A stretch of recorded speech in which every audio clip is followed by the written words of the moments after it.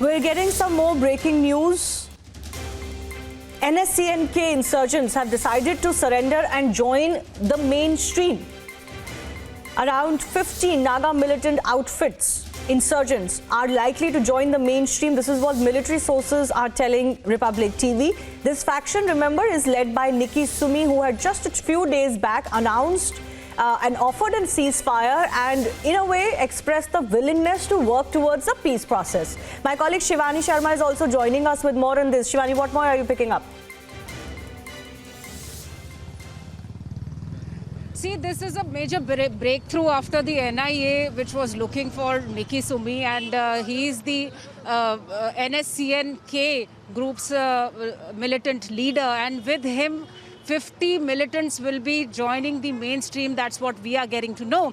And it's very important to understand that India and Myanmar, the northeastern states of India, share a border of around 1,600 kilometers with Myanmar. And these militants, the Naga militants, they used to take shelter in Myanmar. And this year in October, General Naravane, Army Chief, and Foreign Secretary Harshvardhan Shringla had visited Myanmar. And there the talks happened, and the countries decided that, and Myanmar had also assured, the government of Myanmar assured that it will not let any militants hide and take shelter in their territory. And Nikki Sumi was one of those militants. There are many others, and the Indian Army has been making efforts to bust these militant gangs and bust these outfits. And this is very important because after the visit by Army Chief and Foreign Secretary Harshvardhan Shringla and the cooperation, the mutual cooperation both the countries share on the defense fronts, these militants have started finding it very difficult to take siege in the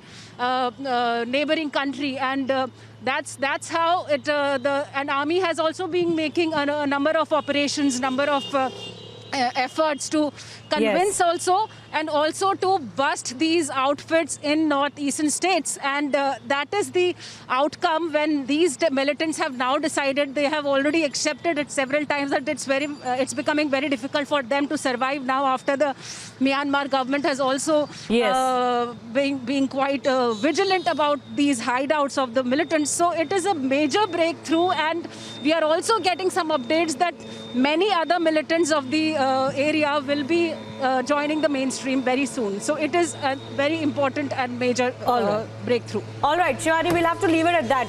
I do appreciate you joining us. We'll keep coming back to you for more.